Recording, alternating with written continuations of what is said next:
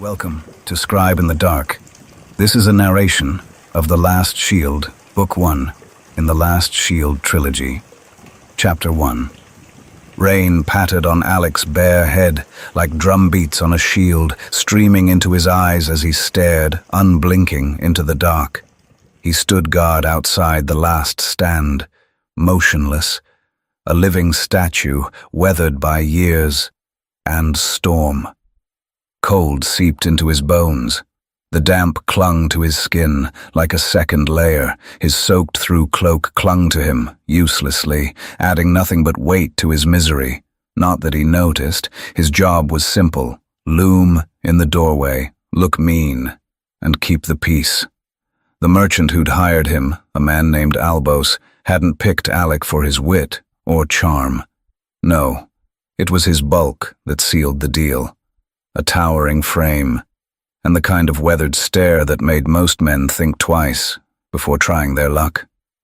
Alec had been with him for over a year now, long enough to know Albos was more dreamer than businessman.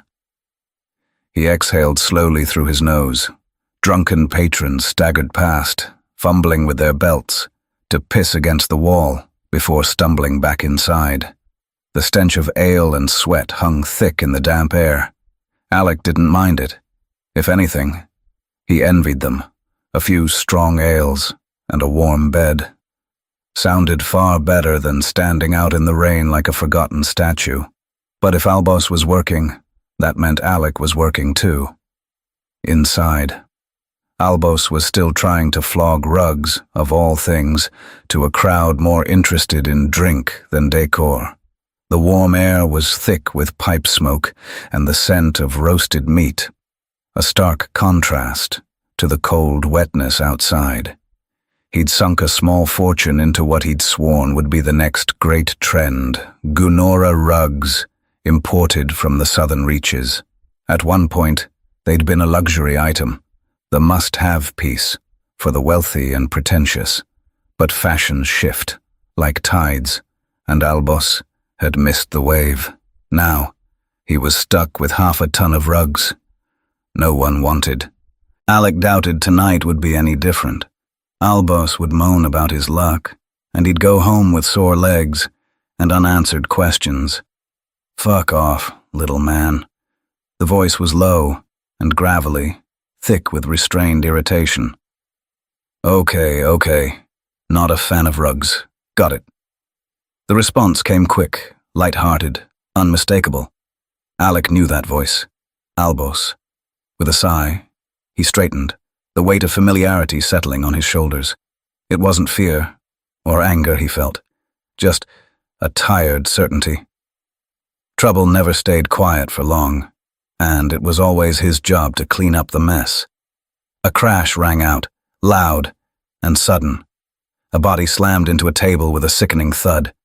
Tankards toppled, plates skittered across the wood, one smashing on the floor with a sharp crack. Someone gasped. Glass shattered, muted curses followed. There's no need for uncalled-for brutality. Albos's voice rang out, his usual charm laced with strained patience. Alec shoved through the heavy doors, eyes scanning the room. The flickering hearth light cast long shadows across the bar, where a small commotion was unfolding. Near the back, he spotted Albos, brushing shards of glass from his tunic, caught between amusement and exasperation.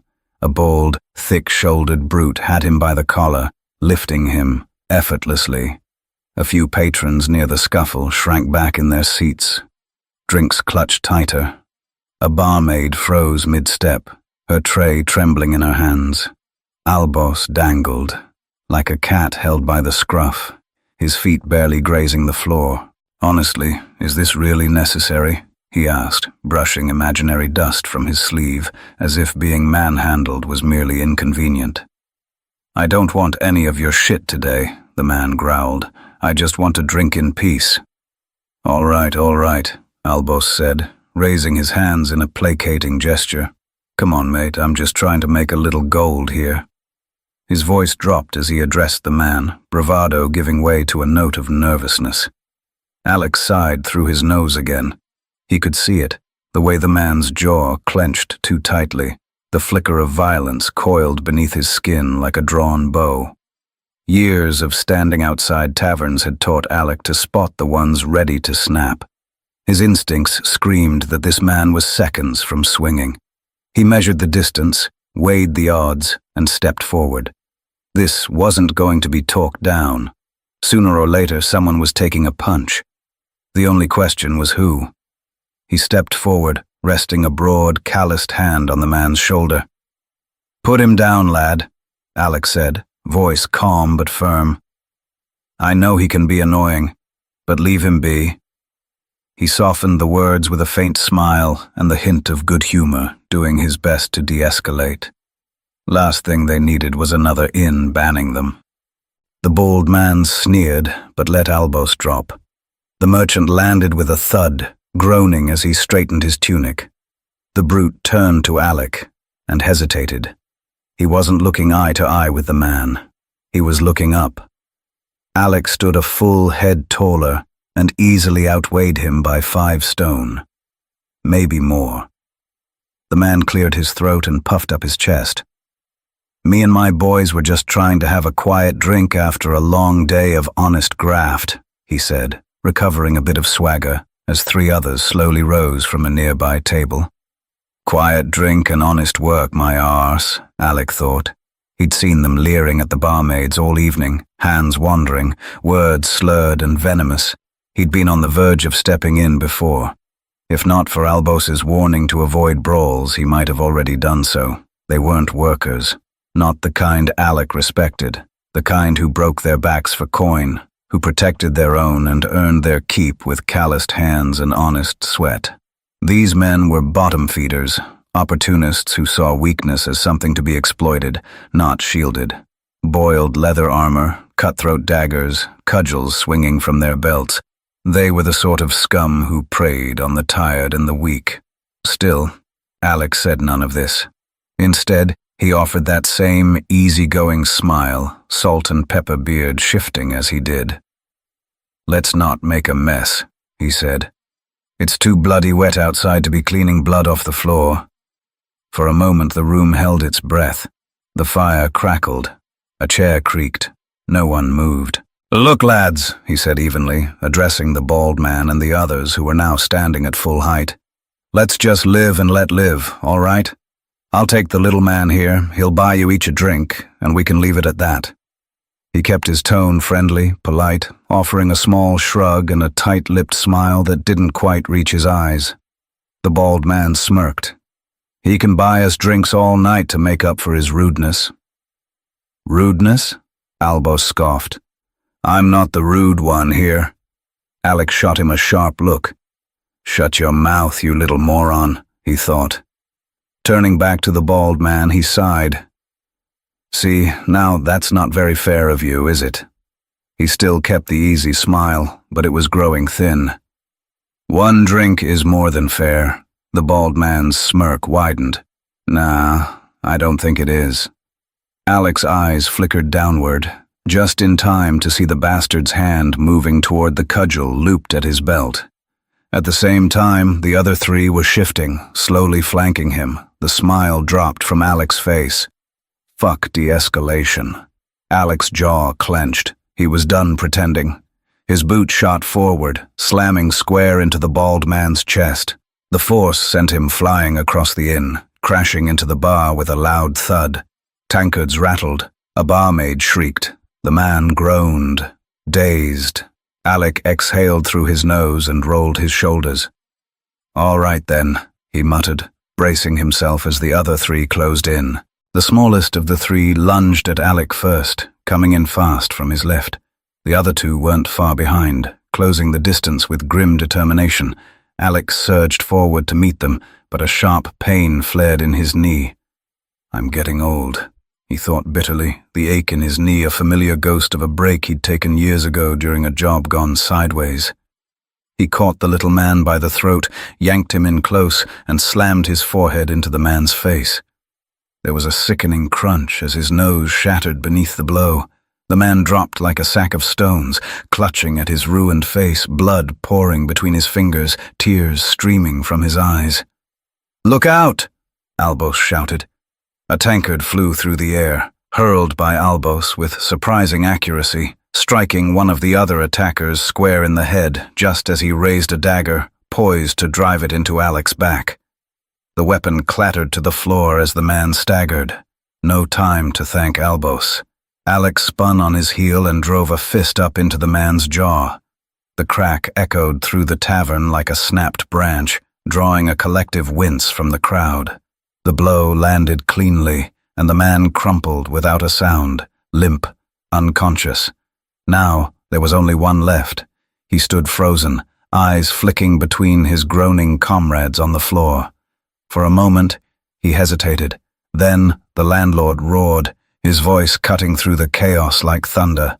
"Oi! Out! I'll not have bloodshed in my establishment."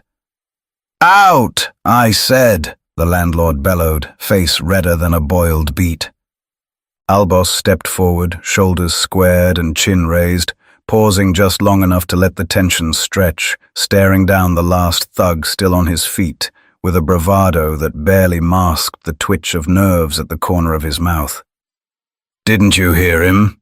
he said, voice dripping with sarcasm. "He said out." The thug smirked, cocky and defiant, but his fingers twitched near the hilt of his blade, betraying the unease behind his bravado. Alec turned to Albos, his expression unreadable. "He means us, mate." Albos blinked, then looked back at the landlord, finally realizing the furious man behind the bar was staring straight at them. "I said get out," the landlord snapped again. "What?" Albos protested, indignation rising. "We didn't start this brawl." "I don't care," the landlord growled. "I'm finishing it. Out, now." But, Albos sputtered, glancing from the battered room to Alec. "Come on, mate," Alec said, placing a firm hand on his friend's shoulder and steering him toward the door. As they walked, Alec could feel every gaze in the inn burning into his back. The silence left in the wake of the scuffle was louder than the fight itself. A chair creaked somewhere in the corner, and a single cough broke the stillness like a slap. He guided Albos like a parent wrangling a tantrum-prone toddler. Albos's pride was stung, his temper flaring like a lit match in dry hay, just as it had the night he punched a man for insulting his taste in rugs. He wasn't going quietly. "Your beer tastes like a sick cow's piss, you ruddy-faced bastard," he yelled over his shoulder, shaking a fist dramatically. The doors slammed shut behind them. Rain fell lazily onto Alec's head, cold and indifferent, matching the numb weight in his chest. He stared out into the dark, jaw tight, wondering how many more nights would end like this. Fists flying, tempers flaring, and nothing to show for it but wet clothes and bruised pride. With all that cheek, Albos grumbled, fuming. He kicked at a loose cobblestone. "I've bought enough beer over the last 3 nights to feed that fat bastard for a month." "I know, mate," Alec muttered. Of course he knew. He also knew Albos hadn't actually paid for a single drop of the beer, wine, or stew. Not the bread, not the cheese. Nothing. Albos had been getting full board since night 1, all thanks to the rather rotund daughter of the landlord he'd been bedding. Albos might have had the sly look of a weasel, but by the Great Forge, the man could talk.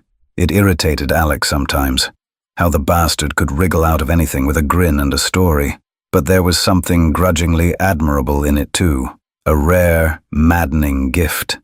He could charm the boots off a barmaid or convince a guard he was royalty. Alec mulled it over for a moment. Maybe I don't even like him, he thought. Maybe he just talked me into liking him. "Looks like we'll be sleeping in the woods again tonight," Albos said cheerfully, as if it were the height of luxury. Alec shot him a flat look. Mud, cold, and no supper, what a treat. "I'll get the wagon and horses," Alec replied, shaking off the thought. Fortunately, the stable wasn't far. It took him about 15 minutes to return, and when he did, he found Albos exactly where he'd left him. In front of him stood a woman 3 times his size, bawling her eyes out. "You can't leave me, my love," she cried, her thick rural accent unmistakable. "I must be gone," Albos declared with all the theatrical flair of a court bard. The woman clutched a kerchief to her chest and swayed on the spot, as if overcome by swooning heartbreak. "The road calls to me. There are adventures to be had, riches to be won. But once I have made my fortune, I'll send for you, my dear sweet dandelion."